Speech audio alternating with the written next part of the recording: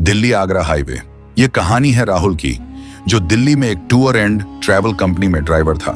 राहुल ने हाल ही में यह नौकरी शुरू की थी। उसका सपना था कि वह ढेर सारा पैसा कमाए और अपने परिवार को एक अच्छी जिंदगी दे। इसीलिए वह अपने काम में बहुत मेहनत करता था। कुछ ही महीनों में राहुल कंपनी का सबसे भरोसेमंद ड्राइवर बन गया था। उसका बॉस उसे सबसे खास टूर देने लगा।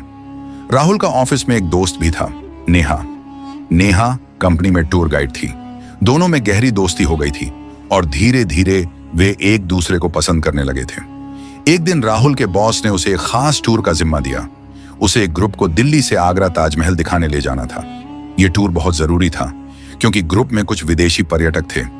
राहुल को यह मौका बड़ा लग रहा था, लेकिन उसे थोड़ा टेंशन भी था क्योंकि अगले दिन नेहा की सालगिरह थी। राहुल ने सोचा कि वह नेहा को इस टूर पर अपने साथ ले जाएगा और आगरा में उसे एक सरप्राइज देगा।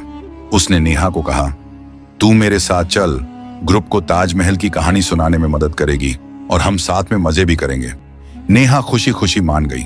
अगले दिन सुबह राहुल और नेहा ग्रुप के साथ दिल्ली आगरा एक्सप्रेसवे पर निकल पड़े।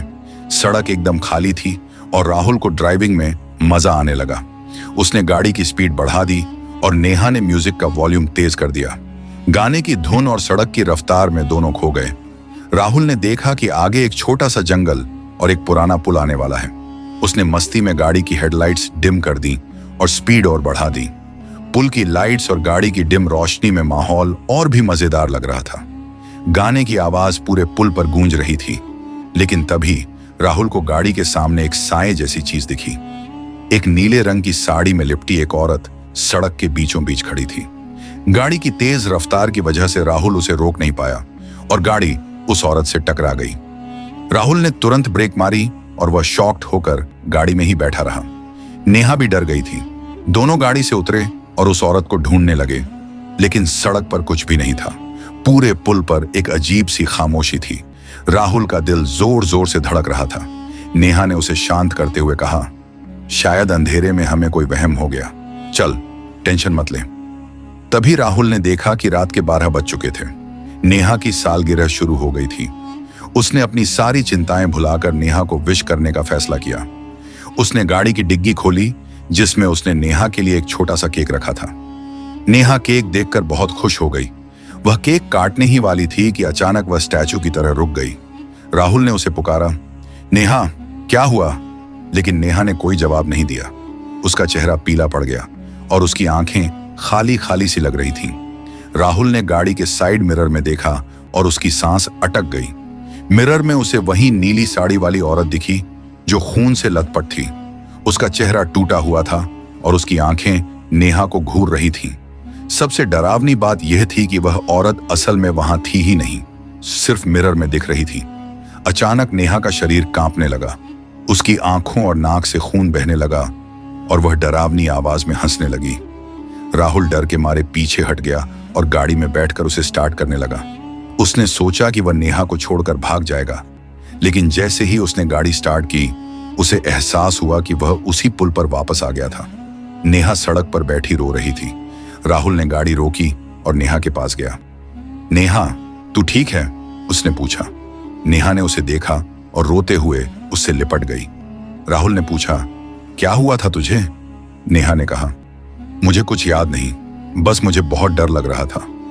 लेकिन जैसे ही वह मुस्कुराई, उसकी मुस्कान वहीं डरावनी हंसी में बदल गई और उसका चेहरा उस नीली साड़ी वाली औरत जैसा हो गया।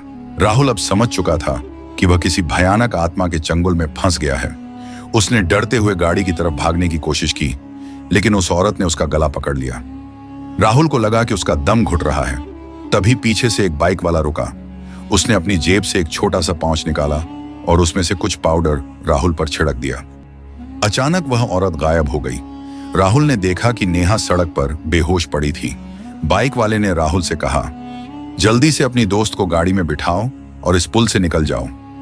राहुल ने नेहा को गाड़ी में बिठाया और बाइक वाले के साथ उस पुल से बाहर निकल गया। बाहर निकलने के बाद बाइक वाले ने बताया, यह यमुना पुल है।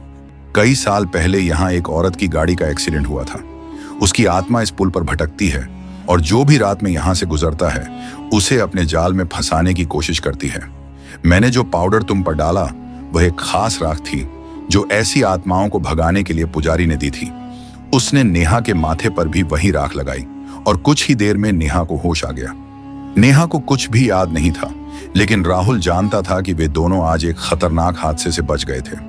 उसने मन ही मन ठान लिया कि वह कभी भी रात में उस पुल से नहीं गुजरेगा।